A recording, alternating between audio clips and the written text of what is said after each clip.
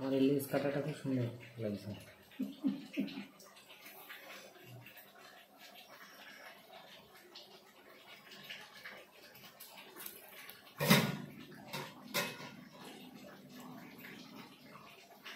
আমাদের আজকে ইলিশ রান্না হচ্ছে, আপনারা লাইক শেয়ার করবেন। দেখুন কি রান্না চলছে। এটা এই মশলাটা সিক্রেট একটা মশলা, যে মশলাটা সচরাচর পাওয়া যায় না। তো আপনারা অবশ্যই দেখবেন ভিডিওটা এবং শেয়ার করবেন।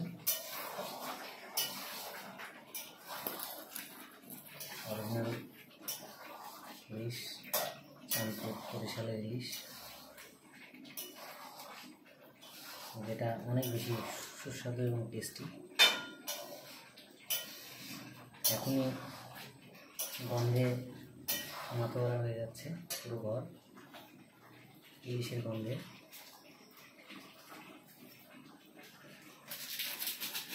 আপনারা অবশ্যই ভিডিওটি দেখবেন, লাইক করবেন, শেয়ার করবেন, কমেন্টে জানাবেন